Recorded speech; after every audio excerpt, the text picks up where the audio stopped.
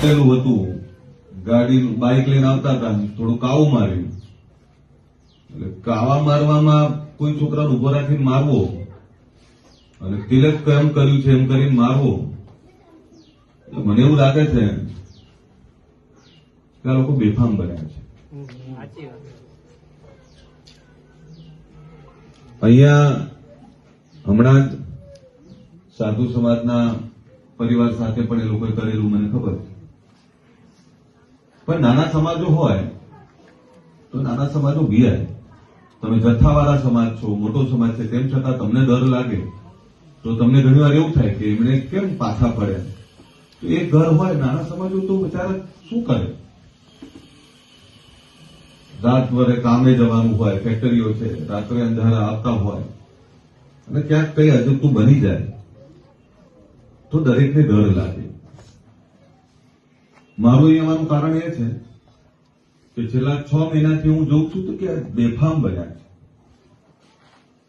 અને બેફામ બની લગ્નના વરઘોડા નહીં કાઢવા દેવાના, વાસમાં આવીને ગાળો દેવાની. આ દીકરી કહ્યું કે અમારી હાજરીમાં બેફામ ગાળો બોલે અને પછી એવું કે અમે તમને ક્યાં બોલીએ છીએ? તો કોઈ લેડીઝની સ્ત્રીની હાજરીમાં ગાળો બોલતા શરમ નહીં આવતી? બીજું, અંદર વાતો ના કરતા. તમને કહેવા આવ્યો છું કે ગુજરાતમાં કોઈ એવો ચમરબંધી નથી, કોઈ એવો દાદા નથી કે ગરીબ સામાન્ય લોકોને ડરાઈ શકે. અને હું જયારે કહેતો હોઉં કે ગુજરાત ક્ષત્રિય ઠાકોર સેના, ક્ષત્રિય એટલે રક્ષયથી ક્ષત્રિય, બીજાનું રક્ષણ કરે, જયારે બીજાના રક્ષણની વાત કરતો હોય એના પરિવારમાં કોઈ હાથ નાખવાની હિંમત કરે તો એ હાથ તોડતા મને આવડે છે. હું એ જ અલ્પેશ ઠાકોર છું, એક કહેવા આવ્યો છું. એ આજે કહેવા આવ્યો છું કે વાળી લેજો તમારા યુવાનોને, એ વાળી લેજો તમારા વડીલોને.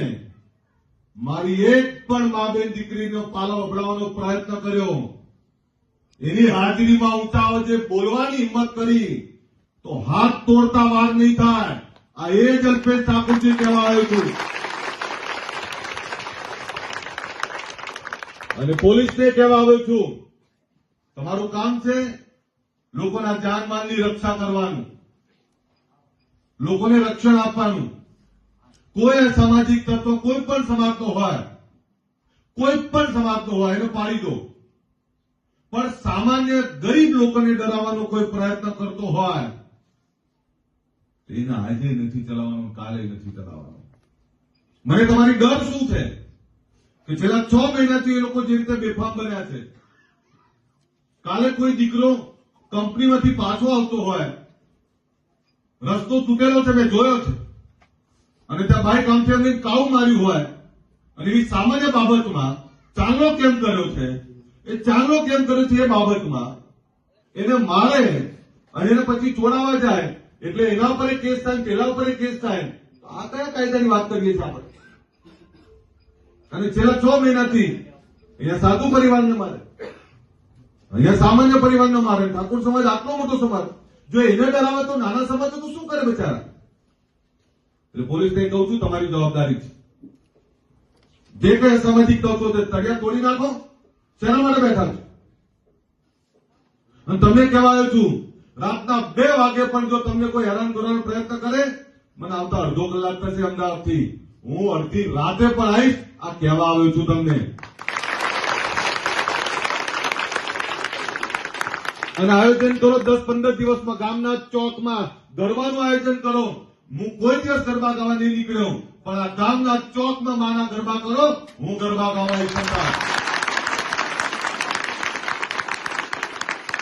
શું સમજે છે બધા એમના મનમાં? એવું માને છે કે આ નોંધાવટ, આમના માટે કોઈ બોલવાનું નથી.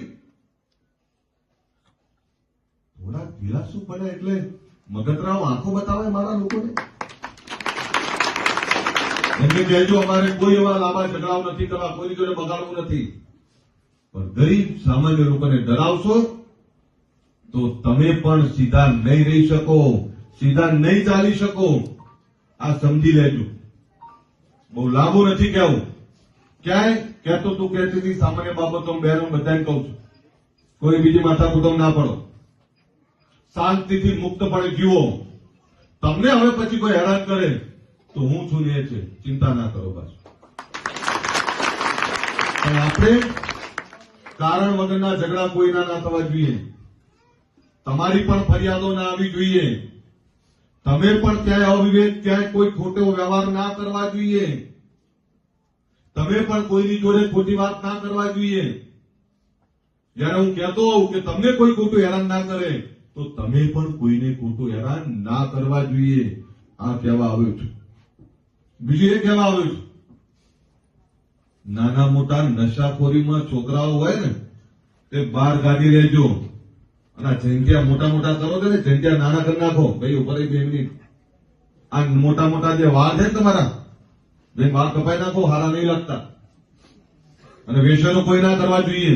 હું આટલી બધી વાત કરવા આવ્યો છું, પાછળ મસાલો મસળે આગળ વાત બંધ કરો. આ બધું આ અસરની વાત નથી. તમારે એવું સક્ષમ તો બનવું પડશે ને ભાઈ. નશામાંથી બહાર નીકળો, વ્યસનોમાંથી બહાર નીકળો, એક રહો અને એવું વ્યક્તિત્વ બનાવો કે બધા તમને સ્વીકારે, તમે એમને સ્વીકારો.